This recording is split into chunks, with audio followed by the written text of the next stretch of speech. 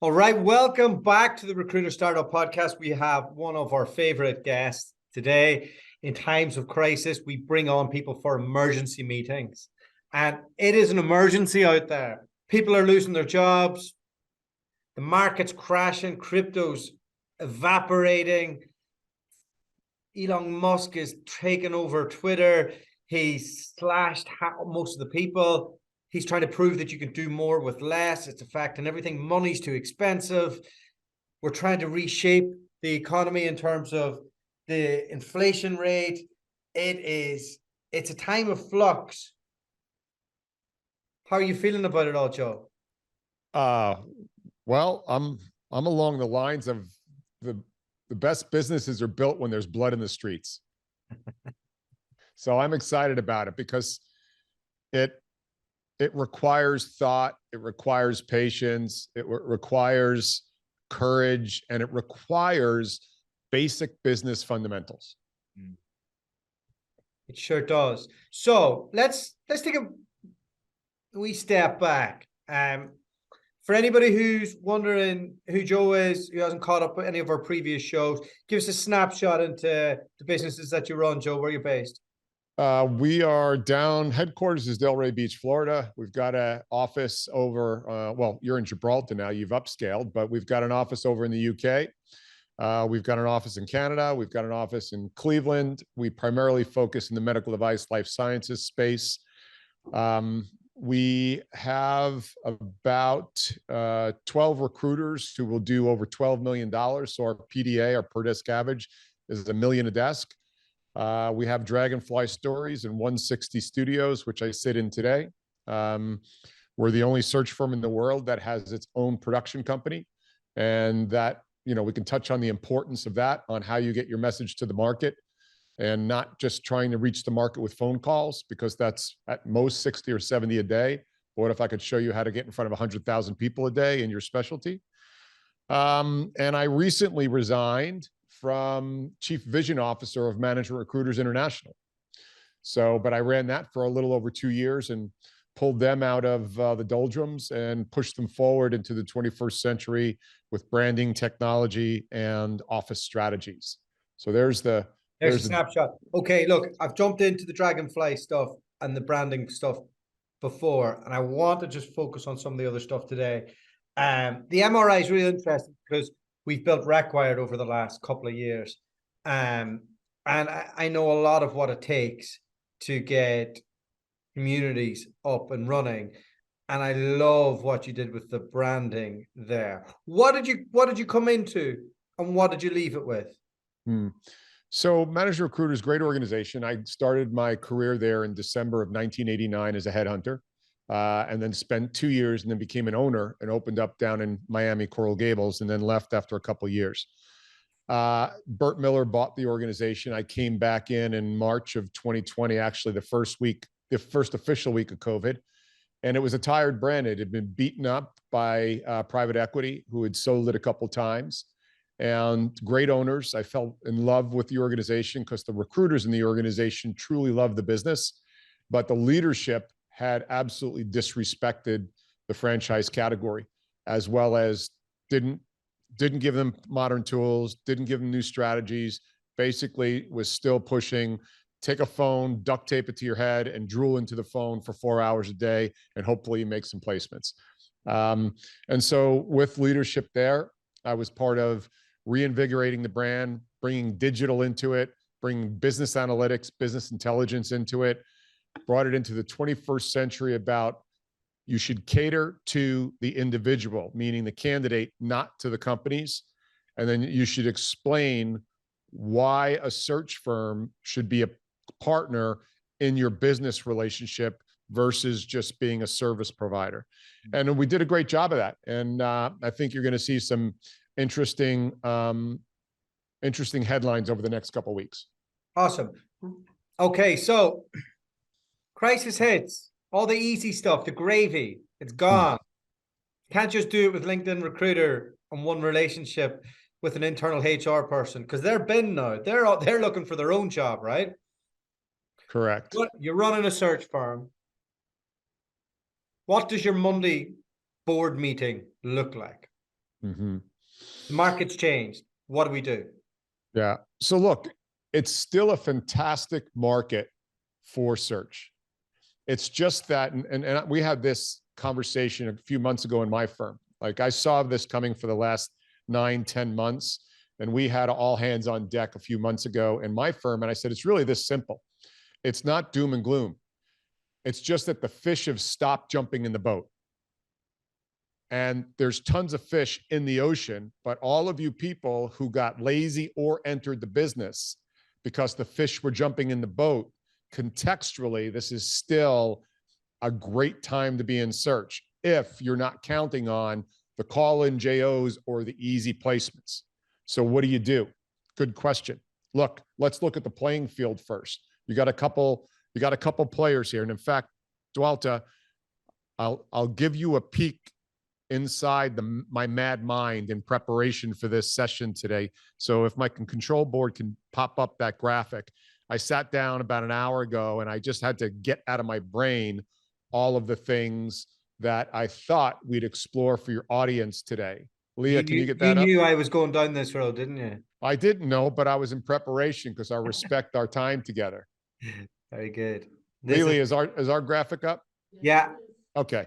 All right. So if you look at that graphic, you got a couple players here. You got your supply side, which is crazier than batshit crazy. The candidates, right? Right now, they're expecting big salaries. They're expecting sign-ons. They're expecting WFX lifestyle choices. They've got multiple offers and they're getting counter offers. So that's a dynamic right now that's really hard to get your arms around. So I like to think about the recruiting market as two loose ropes swinging around in the wind. And you're trying to grab the two loose ropes and put them together to make a deal. So your supply side, which are your candidates, your individuals, is crazy as heck. So let's just put that on the side for a second. Then your playing field, you brought it up earlier. You got the geopolitical issues going on. You've got election cycles going on. You've got inflation, supply chain, interest rates. So what's happening right now is public markets do not like uncertainty. And so they start to respond to that kind of stuff. Governments don't like that. They start to respond. So that's the playing field companies are trying to play in right now. And then you've got the fuel for the rocket. And the fuel is money. So you got venture money, you got private equity money, right? And then you got public markets, and then you've got the banking sector.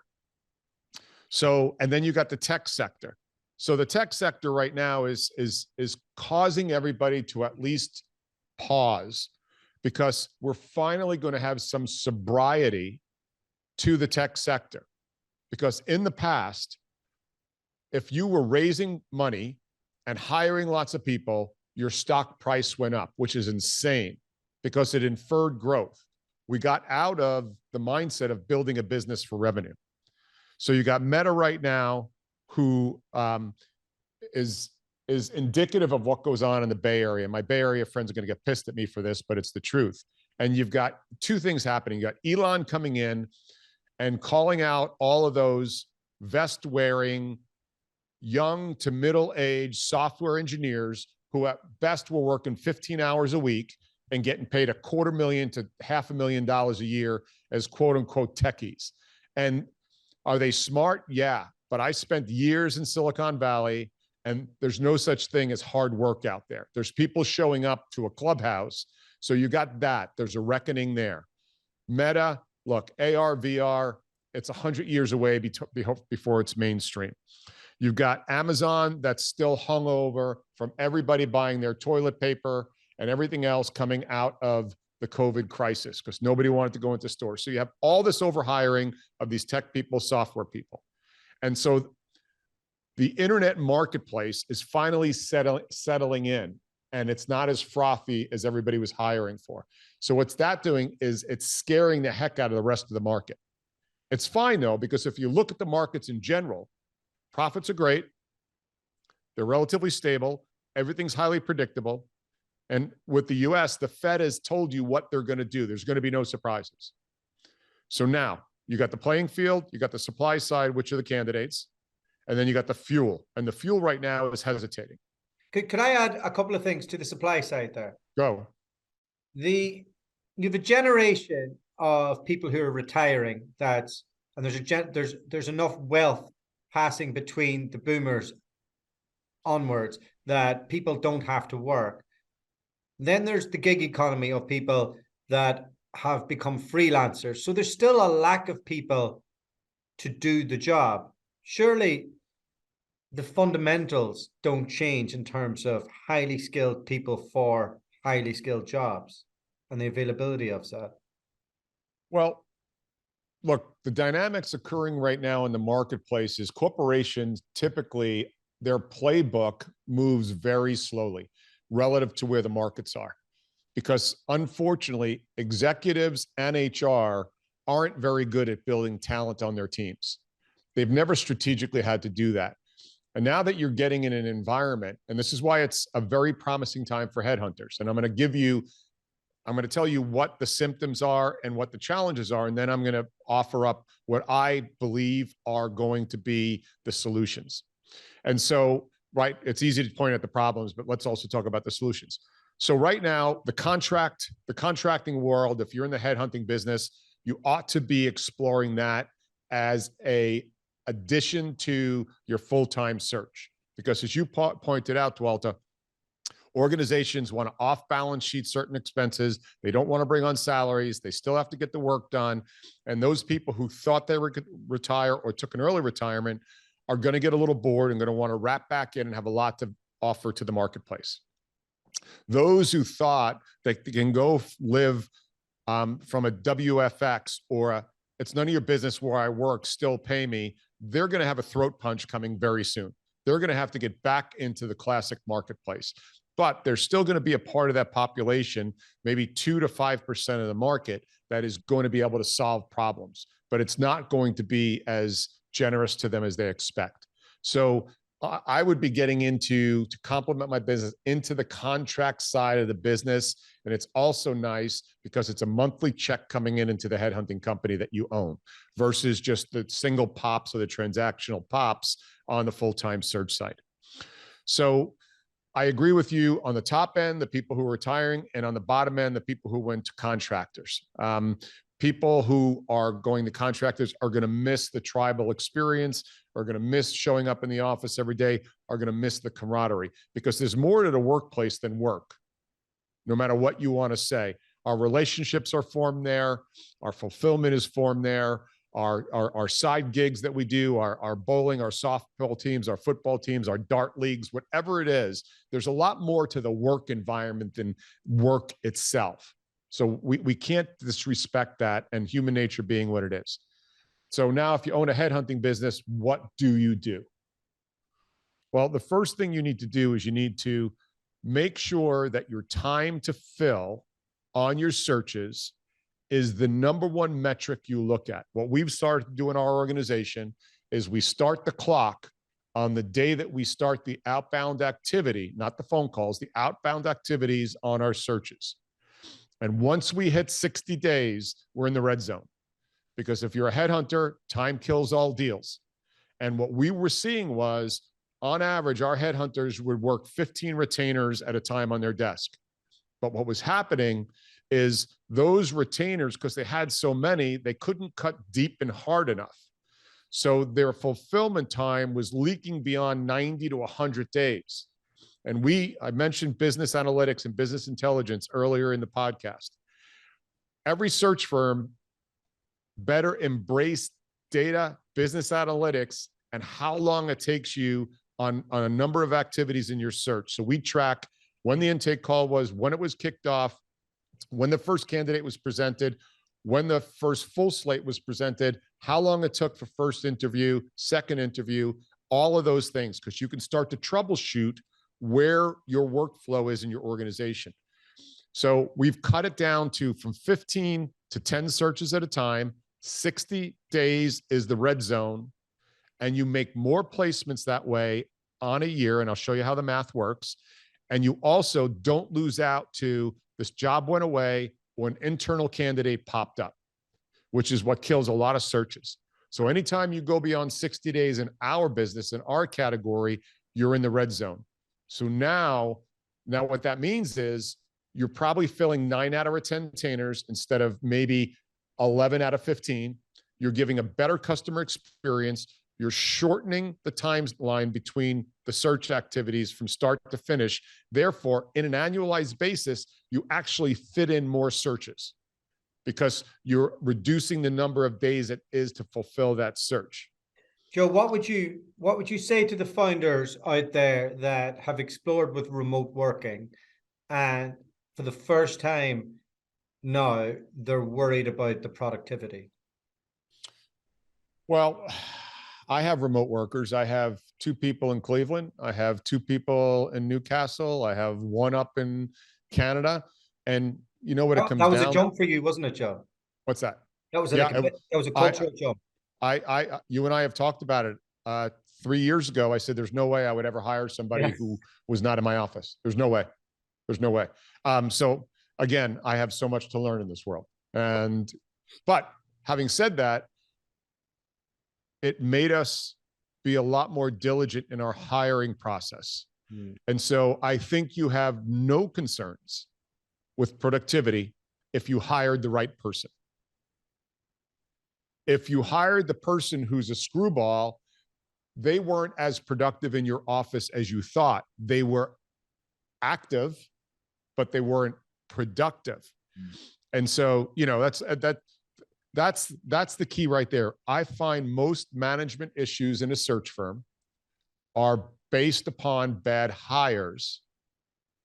And if you're a lot more diligent in your hiring process, you reduce your headaches substantially, and then you reduce the toxicity substantially, which is what is the basis for a lot of search firms hitting the skids, is bad employee, toxicity, it reeks, they're bitches, and they end up infecting other people who are impressionable. And that is the demise of most search firms, I find. Yeah, the need for data and running remote teams is super important. On a Monday, Charlotte runs through all the data on productivity with the teams, using a mixture of Sourcewell, Luxo, and LinkedIn Recruiter. So she's able to just pull it all up and then go through what did you actually do. And we found that although it can be an uncomfortable enough experience for people, it's super necessary with remote teams to get the ethos right. Yes. And it's all dualta and how you present it. Am I presenting this as an inspection of your activity, or are you coming to the table with how can I help? So we do that.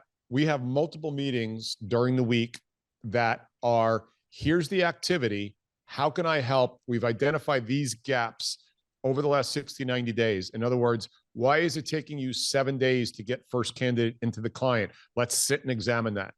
How can we help you? Is it your research work? Is it your LinkedIn messaging? Is it your language in your messaging? Is it you're starting your searches on a Friday and then you're losing the weekend and the days are clicking in? So we start to look at all that. And another function, dualta, that your listeners should be very interested in, and I think it's as important as Dragonfly was from a production company branding perspective, we created a search operations function in our firm. So our search consultants now outsource in the firm, creating the postings, creating what we call the position briefs, which are the multimedia products that we use. We send to candidates, individuals, as we call them. They handle all the metrics. They find out what are you working on? How close are you done with being worked on? What resources do you need? So my headhunters are only focused on points of engagement. You notice I didn't say phone calls. Points of engagement with the market. And so we've got 3 people who are servicing 12 recruiters who are taking care of all of the activities that are not keeping the individual in front of the search consultant in front of the individual or in front of the client. They're also reaching out with clients and setting up appointments, managing calendars, all of those things. Now, I go back to what I said before. You have to make sure you're hiring teammates who want to only focus on talking to individuals, talking to clients, and allowing their partners on the search ops side to take care of all those other highly valued activities, but aren't required to be the same skill set as a good headhunter. You've made that sound very easy. So I've built that thing as well in our own way.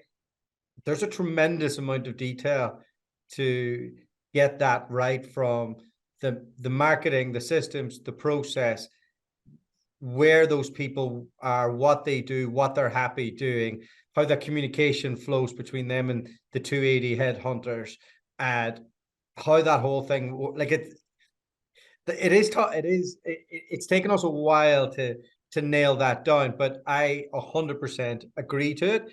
I almost feel like sometimes our guys take that for granted, that it's just going to be done for them. How long did it take you to put that together? Well, it's still a work in progress. We started in earnest about 16, 18 months ago. And we just now, interesting, dualta, about 5 months ago, about the same time that I had the meeting with the organization here about, listen, the market's going to get tight. Don't be afraid. We're just going to have to be agile enough. I had used search operations as a retrospective function in the company, being, what did you do this week? What did you send out this week? What's going out today? We then expanded it to biz dev, and it's made all the difference in the world. So now they're doing biz dev for us, putting together marketing pieces, managing our paid campaigns on LinkedIn. And we can talk about paid campaigns on LinkedIn. As we go to conferences, they're reaching out on our behalf to the people at the conference we want to make appointments with. They're putting together the marketing graphics pieces. So now they're loading the top of the funnel, and they're retrospectively gaining the data on the back. So why is data important? A couple reasons. One is, what happened? Number two, why did it happen? Number three, what's going to happen? And then the elite side of business intelligence, how can I make it happen? And so when you start to gather data, you go through those 4 phases, and Valhalla is, how can I make it happen on the data side? And once you start to get enough data, you can start to predict what your spend needs to be in order to make something happen. And that spend is either people, money, or time in a headhunting firm. So let's take another step back. So you called the branding thing, and you called the boom that would happen on the other end of COVID. We all know we're in shock now for the next 4 to 6 weeks. And then we got the Christmas break. We come back in January. The dead wood has been scattered everywhere. What does the market look like for the following 12, 18, 24 months? Do we have to wait for the Fed to give the green light to start making money again? What does it all look like? What does that mean for anybody who's listening, who owns a search firm? So when you said I called the media, you and I had a session a couple of years ago before COVID. And I said, as a search firm, you better start developing your brand, because something's going to happen in the near future. And companies that have great brands, and I don't care if you sell soda, sneakers, or cars, come out of a crisis faster than anybody else. And sure enough, just a couple of months later, COVID came, and we saw that happen. The brands came out, they stayed alive, they came out much faster, and they took advantage of the market. When we talked about COVID, where there was a scrambling going on, and you and I called that it was going to be the golden years of recruiting. In relative terms, it was. You called it. I was running out of money. I wasn't sure what was going to happen. that was all you. Well, we were on. I was fortunate enough to share that on your podcast. And then look, where's it going in the future? There's a few things are going to go on. This headhunting market's going to continue to get finally professionalized with some of the services that you provide to the marketplace. I love that. I left MRI for a couple reasons. One is, I'm going to be developing a world-class training program for headhunters as well as search firm owners, like looking at it like a real consulting business. I'm not suggesting They're not run that way right now, but there's a lot of room to improve using technologies, tools, training. Okay, so that you're going to start to see that. You're also going to start to see search firms not buying other search firms, but JVs occurring between other search firms. And as you called it, some people are going to stop painting over the dead wood and let it burn off, because there's a lot of search firms that are painting over dead wood and thinking everything's going to be okay. You've got to actually burn that dead wood right off, like aggressively burn it off. And then what you're going to see is people are going to start. We hired 2 people in our firm that were each making large 6 figures out of medical device. And they looked at their industry and they said, I love my industry, medical device. I'm making anywhere from 300 to 500,000 a year. I'm a salesperson in that space, and I see that dynamic changing, but I don't want to give up my black book, meaning my book of contacts. I love what I do. I love the people I serve, and I'm moving into my 30s and 40s, and I don't see promise for me working for the mothership or big corporate. They joined our firm, and both of them are killing it. And so I think you're going to start to see a professionalism. I don't care if you work HVAC, mining, construction, MedTech, life science. The really good search firms are going to go out and grab that talent who I don't have to teach the industry to, who have great contacts, who are subject matter experts, who already know how to sell, because most headhunters are shit at sales. And what they're taught is even worse than what they don't know. And you're going to have these people come in who, again, the 2 hardest things to teach in a headhunting firm: how to be a headhunter, meaning selling. And I'm not talking about cheeseball selling. I'm talking about consultative selling. And then domain experience sometimes takes years, because otherwise you get on the phone with the hiring manager, and the hiring manager clearly knows you don't know his domain or her domain, and they hang up on you or don't have trust in you. So I think you're going to start to see the people in their 30s and 40s who realize they don't want to spend the rest of their life continually getting their commissions hacked off. The good search firms are going to give first-year guarantees to those people, bring them up to speed, and those people will be running million-dollar desks within 12 to 16 months, and everybody will be happy. It's going to elevate the space, and it's going to break away certain search firms and certain categories from everybody else. So I think that's what's happening. And then finally, you're going to start to see business intelligence, data analytics, and digital tools that will make the search firm's services to the partners, the clients, so seamless and so easy that it's going to be really hard to not use a good search firm. And you might see repricing too. I don't know about that yet. You may start to see repricing in the search business, where you can go into a client and say, let's do $1 million contract, $80,000 a month, $83,333 a month.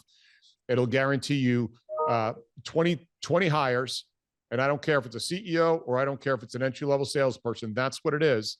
Because then the search firm can go ahead and start to build an infrastructure around their business.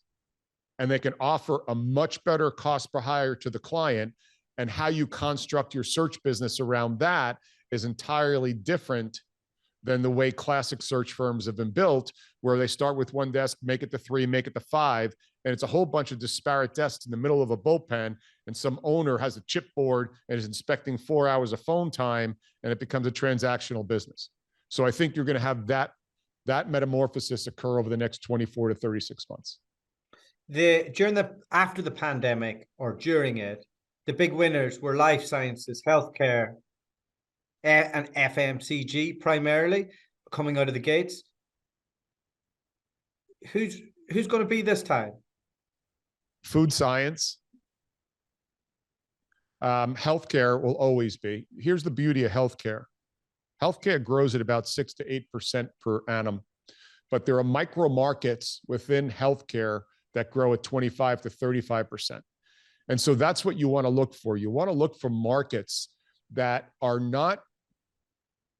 have built-in governors to them. Because anytime you have a market that doesn't have a governor built into it, it grows too fast. And by design, it has to crash just as fast. We've seen that with the internet. We've seen that with housing. We've seen that with a number of things. So you want to look for something that has a built-in governor, but has micro markets within it that are spawned by innovation, that require investment dollars. We talked about fuel earlier. Where is the venture money going? Where's private equity money going? Where's the public market money going? In your desk specialty, I would say a majority of them, if you spend your weekend and really dig into where is the fuel coming, because when that investment money comes in, the thesis is the investment people want you to grow and grab market share before anybody else gets it. In order to do that, you have to hire best in class. And those firms will pay a headhunting fee. They're used to it. So it doesn't mean you have to punt on your existing industry desk. But what you have to do is do meaningful homework and say public money, private money, venture money, where's the money going into? What's the subset in there that's being invested? So I love healthcare. I love life sciences. That's why I picked them 32 years ago. I love food science a lot because we're going to have to get a lot more efficient, and it's through laboratories and brilliant scientists. And you can pick off healthcare and life sciences and pull people into there and vice versa. So I like those areas a lot. I would stay away from, super high tech companies, but the category I would also go after is voice and vision. If I was opening up an office today, I'd be doing food science and voice and vision for the smart homes of the future, voice and vision in cars. So anything that is in that is video related, both visible and invisible data. And just think about all the things that run in our world. So if you're going after the scientists, the salespeople, the project managers, the product development, the quality engineers, you see, I'm coming back to creating technology, but voice and vision jumps across a number of industries. So you're not tied into an industry. You can move in and out of the functions within consumer products, medical devices, science, health tech, med tech, across that. So I would look at those categories: food science, voice and vision. And when I look at your business from the outside looking in, you're synonymous with innovation, quality of work, but also doing more with less people. Were there moments in that boom coming out of COVID where you thought, you know what, I might go to 100 now, I might go to 200, I might acquire 5 different businesses? And was there any particular moment that you went, actually, no, we're going to just stay to what got us to the party? So good question. Our goal within 3.5 to 4 years is to be 50 million.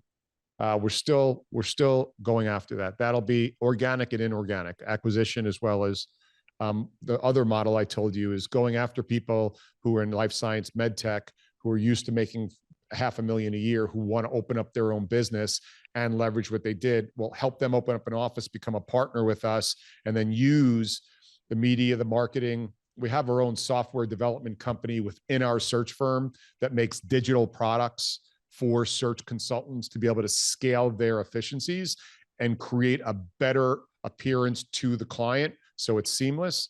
So what we did, dualta, is I knew that the rate of growth going through the pandemic was not a straight line function, nor was it sustainable. And so with that, I said, okay, let's pause here. How do I make my $400,000 billers $800,000 billers? How do I make my $800,000 billers $1.5 million billers and not put a lot at risk? So what do? We invested an enormous amount of money for the very first time, dualta, I have not had a CRM in my office for over 8 years. We went to Loxo. I'm a big fan of Loxo. So we finally put a CRM in, right? Because we got into the data analytics, the back-end business intelligence. So we spent money there. Then we continued to spend money on software products that sit in between our customer, meaning the individual and the client, and our search firm. And an experience that is world-class, that people are like, holy crap, between media, multimedia, et cetera. We expanded Dragonfly's capabilities without expanding the number of headhunters on our floor. And our revenue went from, I think, 8.8 to $12 million within 18 months on the run rate. And so my exposure, sure, I had some spent, and we brought search operations in. I said, how do I increase the efficiency in my players? And then we loaded up the funnel with those 2 hires from the industry who were experts that I didn't have to spend time. And the one fella in his first 6 months, I think his side of his billing is $380,000 in his first 6 months. That's a pretty damn good number for somebody who's never done search before. And so those are the things that we did. What are those? Those are building blocks, and they're all scalable components. So now, as I watch some search firms start to struggle, there's going to be people who work on those search firms who are going to go, Mullings, can I talk to you? In fact, I have another interview tomorrow with a fellow who's coming out of a search firm. Can I talk to you about potentially joining? And it's opened up our environment, Dualta, because I never would have had somebody remote, as you and I, joked about a couple of minutes ago. But now we will, because I'm having a conversation with a fellow in Buffalo. The same thing. These are business people who have advanced degrees, who have industry expertise in their domain, that they want to take it into helping building companies and careers. That's the way I think we're going to scale over the next 5 to 7 years. Is that a franchise model, Joe? No. Right now we have open offices that eventually there'll be a rev share with the people who are leading those offices. Another will be somebody who wants to come in and partner with us, and they'll own the office that they're in. But I came out of a franchise organization, Manager Recruiters, and it's a damn good company. There's so many things about a franchise organization that are less than optimal because it's you can't too systemize easy. things to the same way. Well, you know what it is, Dualta, is the bar you set for entry gets compromised, and it could devolve to, can you fog a mirror and write a check to open up a franchise? Right. And so I think if you think about a partner model, the bar is so damn high that you're going to have a lot less, but the quality and intellect, like you can't compromise on cognitive intelligence. You can't compromise on conscientiousness. You can't compromise on curiosity. You can't compromise on work ethic. None of those things are compromisable. So in our interview process, we do all of that. My fear with the franchise is every franchise organization in search that I've looked at, there's 300 offices. 10 of those offices are responsible for 50% of the revenue, and the other 290 are responsible for the rest of the 50%. And they all get together in these meetings, or they all go on a Zoom call together. And it's clear that the top 10 eventually, like, I don't know why I'm wasting my time here, even though they're generous people who want to give back. So it won't be a franchise, but there will be one of straight up ownership and those other owners adding to the capabilities of the firm, where a franchisee is waiting to be fed. A partnership model is, how do I take these capabilities and add them back to the firm? Okay. All right. I think we've covered quite a lot today, Joe. That's have 45 minutes. Look, thank you so much for your time. Appreciate it as always. What's the physical regime right now? You back doing jiu-jitsu? You just lifting? What's up? Still exercising. Turned 60 this year, so I got fight father time. But same thing on the physical regime. Mental regime's just as pursuing my pilot's license. I think we talked about that.